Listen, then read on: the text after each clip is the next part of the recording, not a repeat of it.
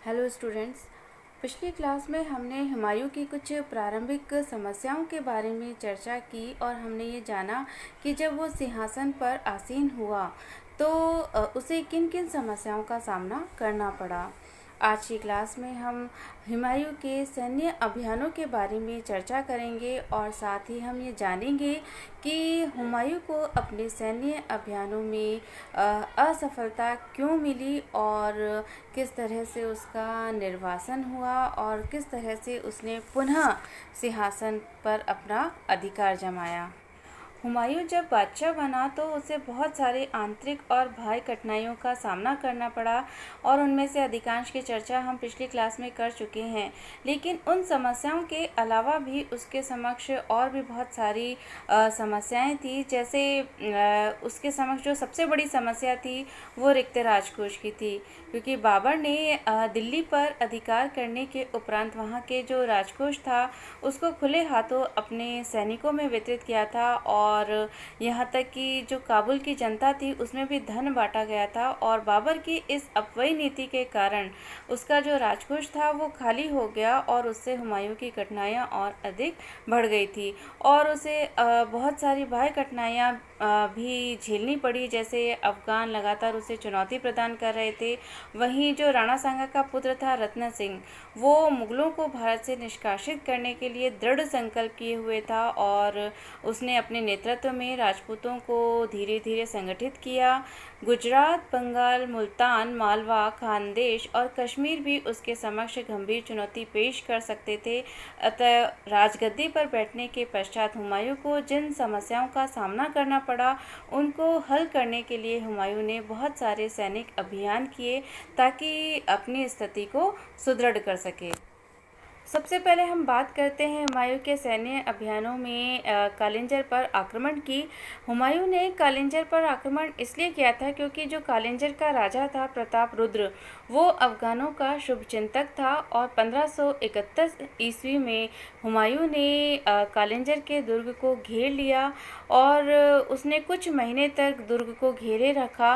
लेकिन उसे कालिंजर के शासक से अंततः समझौता करना पड़ा क्योंकि जो महमूद लोदी के नेतृत्व में अफगान थे वो बिहार से आगे बढ़कर जौनपुर की तरफ बढ़ते आ रहे थे। तो इस तरह से जो कालिंजर का अभियान था वो उसके लिए फलदायक नहीं हुआ और हुमायूं की भारी भूल सिद्ध हुआ। अब हम बात करते हैं महमूद लोदी से संघर्ष की और महमूद लोदी के साथ उसे धौरिया का युद्ध लड़ना पड़ा।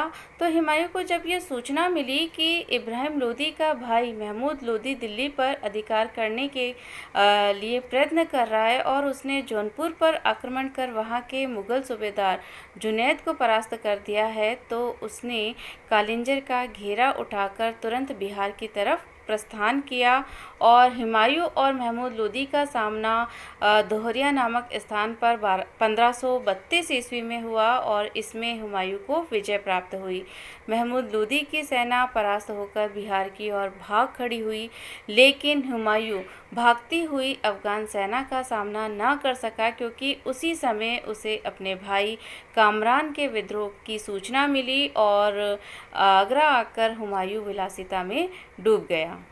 कामरान द्वारा मुल्तान और लाहौर पर जब अधिकार कर लिया गया और उसने हुमायूं से जब निवेदन किया कि वह पंजाब और मुल्तान के प्रदेश उसे दे दे, तो हुमायूं ने उसकी इस मांग को स्वीकार कर लिया और अब उसने अफगान समस्या की ओर ध्यान दिया। चुनार का किला उस समय शेर खां के अधीन था और इस अभियान के लिए हुमायूं ने हिंदू बेग को भेजा था। 4 माह के घेरे के पश्चात हिंदू बेग ने शेर खां से संधि कर ली और हुमायूं की अधीनता शेर खां ने स्वीकार कर ली ताकि उसे युद्ध की तैयारी करने के लिए समय प्राप्त हो जाए। और दूसरी तरफ जो हुमायूं था इस विजय की खुशी में भोग विलास में व्यस्त हो गया। हुमायूं ने मोहम्मद जमाल मिर्ज़ा को बिहार और सुल्तान मिर्ज़ा को कन्नौज की जागीर दी थी। 1534 ईस्वी में दोनों ने विद्रोह कर दिया। हुमायूं ने दोनों को परास्त कर बंदी बना लिया, लेकिन मोहम्मद जमाल मिर्ज़ा भाग निकला और उसने गुजरात के शासक बहादुर शाह के यहाँ शरण ले ली।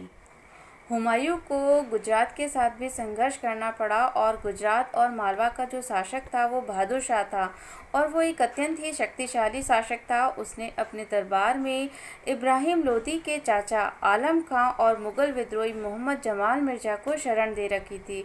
इसलिए हुमायूं ने सेना के साथ कूच किया और ग्वालियर पहुंचा। उस समय बहादुर शाह ने चित्तौड़ को घेर रखा था और ऐसी स्थिति में चित्तौड़ की जो रानी थी कर्मावती, उसने राखी भेजकर हुमायूं से सहायता मांगी। हुमायूं ने राखी को स्वीकार किया और जनवरी 1535 ईस्वी में सहारनपुर तक पहुंच गया। लेकिन यहाँ पर हुमायूं की एक बहुत बड़ी भूल हुई कि वो यहाँ पर निर्णय नहीं ले सका और इसी बीच बहादुर शाह ने चित्तौड़ को जीत लिया। इसके बाद हुमायूं ने मंदसौर के निकट बहादुर शाह को हराया, फिर उसका पीछा किया। पीछा करते हुए उसने मांडू को घेर लिया और इस पर अधिकार कर लिया। लेकिन बहादुर शाह वहां से भागकर पहले अहमदाबाद फिर गोवा चला गया। 1536 ईस्वी में हुमायूं ने चंपानेर दुर्ग पर अधिकार करने के साथ ही गुजरात को जीत लिया और अस्करी को गुजरात का सूबेदार नियुक्त किया गया। अस्करी अनुभवहीन था और उसके जो मुग़ल सरदार थे वो आपस में बटे हुए थे और इसी का लाभ उठाते हुए बहादुर शाह द्वारा पुनः अहमदाबाद पर अधिकार कर लिया गया और उसने अस्करी को वहां से भगा दिया। धीरे धीरे गुजरात और मालवा के खोए हुए प्रदेशों पर भी उसने पुनः अपना अधिकार कर लिया। हुमायूं को जो सबसे कड़ा संघर्ष करना पड़ा वो शेर खां के साथ करना पड़ा और मालवा और गुजरात में हुमायूं लगभग 2 वर्ष तक रहा। इस बीच शेर खां ने 1536 ईस्वी में बंगाल के शासक महमूद खां को परास्त कर संपूर्ण बिहार व बंगाल पर अपना अधिकार कर लिया।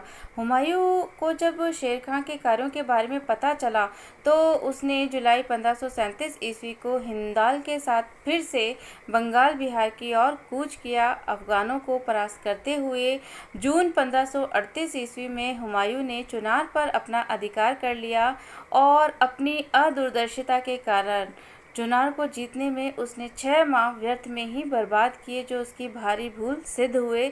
इस बीच शेर खां ने गौड़ को घेरे रखा जहां पर बंगाल के शासक का राजकोष था और अंततः उस पर अधिकार कर उसने कोष को सुरक्षित स्थान पर भेज दिया। तत्पश्चात हुमायूं बंगाल की ओर बढ़ा जहां पर शेर खां के पुत्र जलाल खां ने हुमायूं का सामना किया, लेकिन अंत में हुमायूं ने गौड़ पर अपना अधिकार कर लिया। यहाँ पर हुमायूं ने भोग विलास में अपना काफ़ी समय व्यर्थ में ही नष्ट कर दिया। इस बीच शेर खां ने अफगानों को संगठित करके अपनी शक्ति बढ़ा ली। हिंदाल हुमायूं के शिविर से भागकर आगरा पहुंचा और विद्रोह कर दिया। इस पर हुमायूं ने आगरा के लिए कूच किया, लेकिन शेर खां ने मार्ग को अवरुद्ध कर दिया और अनेक कठिनाइयों का सामना करते हुए हुमायूं सोन नदी पार कर चौसा पहुंचा। शेर खां ने 26 जून 1539 ईस्वी को चौसा नामक स्थान पर प्रातः ही मुगल सेना पर यकायक आक्रमण कर दिया। इससे जो हुमायूं की सेना थी उसमें भगदड़ मच गई और हुमायूं को जान बचाने के लिए युद्ध क्षेत्र छोड़कर भागना पड़ा। भागते समय निजाम सक्का नामक एक व्यक्ति ने अपनी मशक के सहारे हुमायूं को तैराकर कर्मनासा नदी पार कराई तथा आगरा भाग जाने में उसकी सहायता की। और ये किंवदंती है कि हुमायूं ने इस भिश्ती को एक दिन की हिंदुस्तान की बादशाहत देने का वादा किया और उसे 1555 ईस्वी में बादशाह बनाकर वादा पूरा भी किया और एक दिन के बादशाह ने चमड़े के सिक्के चलाए। इधर इस युद्ध में शेर खां को लूट का भरपूर माल हाथ लगा और विजयी होने पर शेर खां ने शेरशाह की उपाधि धारण की। चौसा के युद्ध में परास्त होने के उपरांत हुमायूं किसी तरह भागकर आगरा आया और उसने सेना को एकत्र किया। हुमायूं ने कामरान को सेना की कमान नहीं सौंपी और वो अपनी अधिकतर सेना के साथ लाहौर चला गया। इसी बीच शेर खां ने हुमायूं का पीछा किया और पीछा करता हुआ कन्नौज तक आ गया। हुमायूं भी अप्रैल 1540 ईस्वी में अपनी सेना के साथ कन्नौज पहुंचा, जहां पर 17 मई 1540 ईस्वी को शेरशाह ने मुगलों पर आक्रमण कर दिया। मुगल सेना ने जमकर मुकाबला किया, लेकिन अंततः उन्हें पराजित होना पड़ा। हुमायूं युद्ध स्थल से निकलकर किसी प्रकार आगरा की ओर भागने में सफल हो गया। अफ़गान सेना ने जब हुमायूं का पीछा किया तो उनके द्वारा पीछा किए जाने के परिणामस्वरूप हुमायूं आगरा से दिल्ली चला गया और दिल्ली से लाहौर पहुंचा और वहां पर चारों भाइयों में विचार विमर्श हुआ और शेर खां का सामना न करने का निर्णय लिया गया। कामरान और अस्करी जो थे वो अफ़गानिस्तान चले गए और हुमायूं और हिंदाल सिंध चले गए। वह हुमायूं ने सिंध प्रांत में स्थित अमरकोट के राणा वीर साल के यहाँ शरण ली और यहीं पर उसकी पत्नी हमीदा बानो ने उसके पुत्र अकबर को 1542 ईस्वी में जन्म दिया। सिंध से हुमायूं कंधार की ओर गया, किंतु कामरान के विरोध को देखते हुए वो फारस भाग गया, जहाँ शाह तहमास्प ने उसका स्वागत सत्कार किया और इस तरह से 1540 ईस्वी से 1555 ईस्वी तक उसे एक निर्वासित जीवन व्यतीत करना पड़ा और इसी बीच शेर खां ने संपूर्ण पंजाब पर भी अपना अधिकार कर लिया। हुमायूं को अपने शासनकाल के दौरान अनेक असफलताओं का सामना करना पड़ा और उसकी जो ये असफलता थी उसके पीछे बहुत सारे कारण थे, जैसे हुमायूं के भाइयों और अमीरों का विश्वासघात एक बहुत महत्वपूर्ण कारण बना उसकी असफलता का। हुमायूं ने तो सदैव अपने भाइयों और अमीरों के साथ उदारतापूर्ण व्यवहार किया, लेकिन संकट की घड़ी में इन लोगों ने उसके साथ सहयोग नहीं किया बल्कि उसे परेशान ही किया। जिस समय वो कालिंजर पर घेरा डाले हुए था, उसी समय कामरान ने जबरदस्ती पंजाब पर अधिकार कर उसकी सत्ता को चुनौती दी और मुगलों की जो आपसी फूट थी उसको अफ़गानों पर उजागर कर दिया। चौसा के युद्ध के समय मोहम्मद जमा मिर्जा और मोहम्मद सुल्तान मिर्जा ने विद्रोह कर दिया, फलस्वरूप उसे अपना ध्यान इन विद्रोही अमीरों की तरफ देना पड़ा। अस्करी की बेवकूफ़ी और विद्रोह के कारण मालवा और गुजरात हुमायूं के हाथों से निकल गए।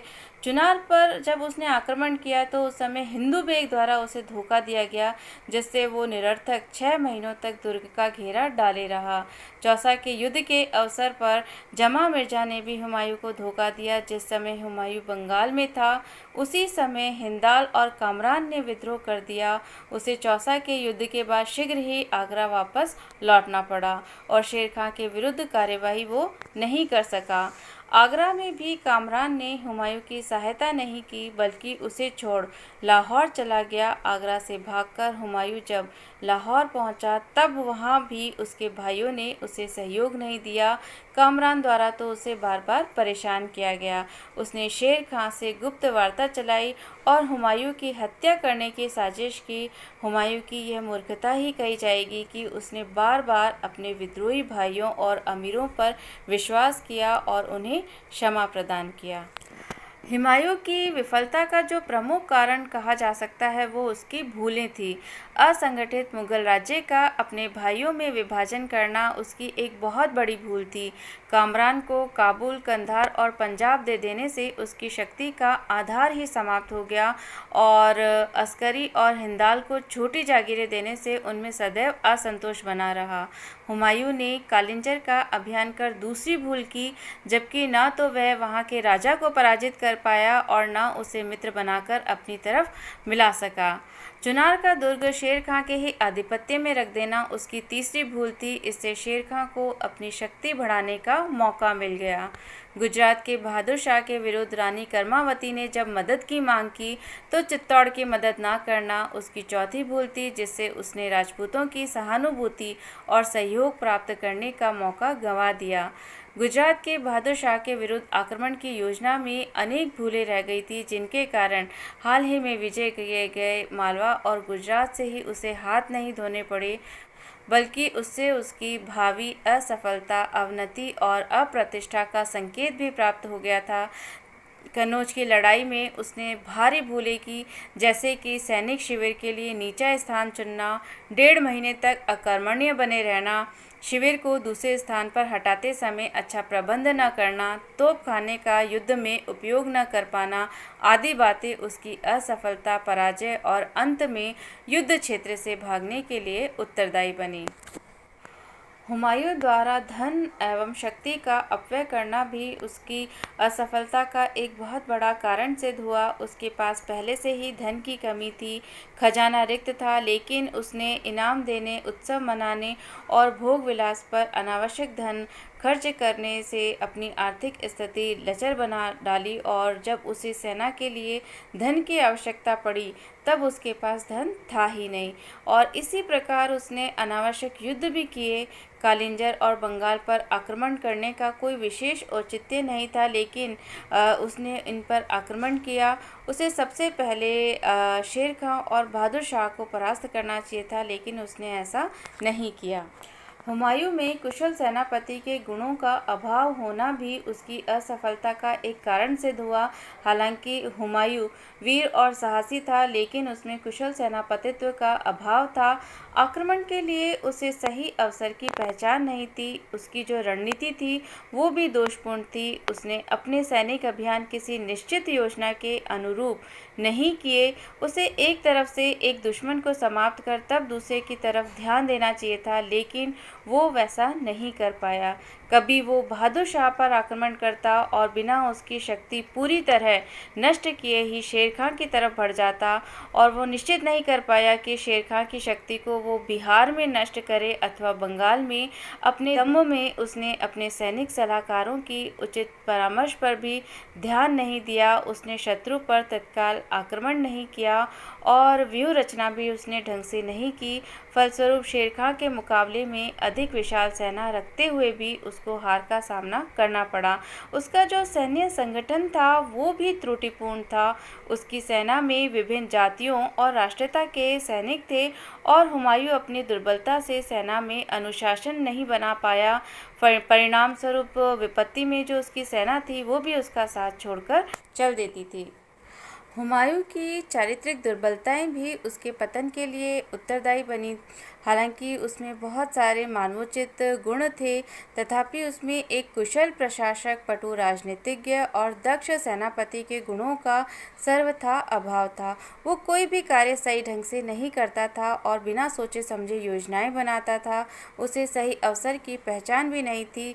जिस समय उसे रण क्षेत्र में होना चाहिए था उस समय वो रंगरेलियां मनाने में व्यस्त रहता था और क्षणिक विजय के उन्माद में वो सब कुछ भूल जाता था।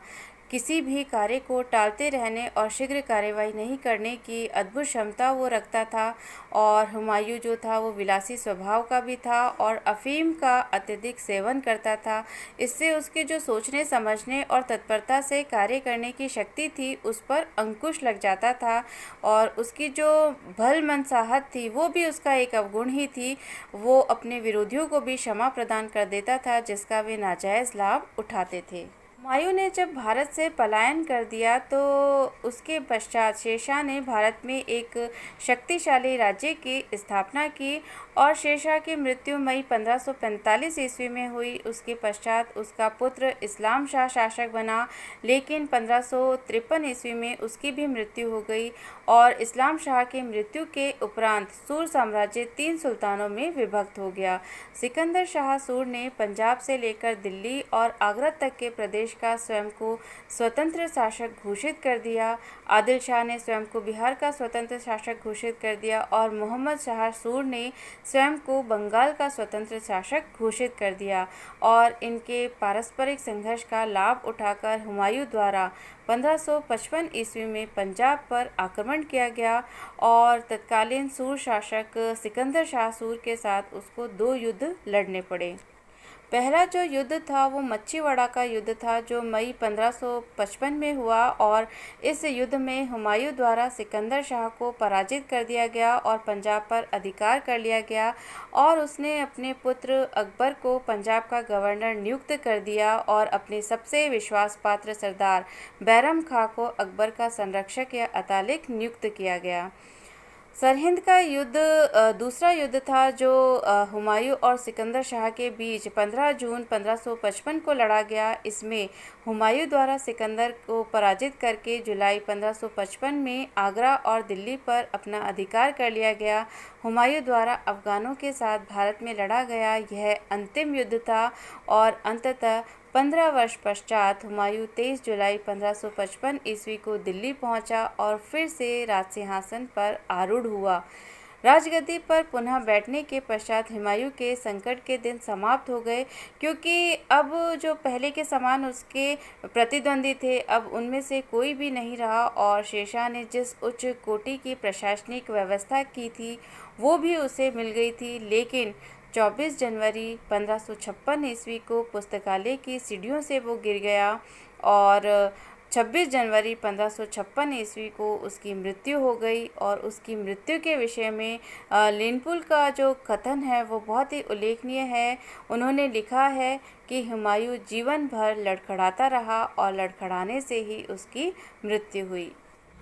तो हुमायूं के अगर व्यक्तित्व और चरित्र की हम बात करें तो वो विवादास्पद है। हालांकि वो दयालु था, विद्या प्रेमी, साहित्य, कला और विज्ञान में अभिरुचि रखने वाला था, लेकिन उसमें बहुत सारी चारित्रिक दुर्बलताएं भी थी। वो आलसी, सुस्त और अदूरदर्शी था, इसीलिए उसे अपना राज्य खोकर वर्षों तक एक भगोड़े का जीवन बिताना पड़ा। और हुमायूं की जो सबसे प्रशंसनीय बात कही जा सकती है वो यह है कि घोर निराशा की परिस्थिति में भी उसने कभी धैर्य और साहस नहीं खोया और प्रतिकूल परिस्थितियों से वो सदैव जूझता रहा। और यही वजह है कि अंततः उसने पुनः अपना सिंहासन प्राप्त करने में सफलता प्राप्त की, लेकिन दुर्भाग्य का शिकार हो मृत्यु को प्राप्त हुआ।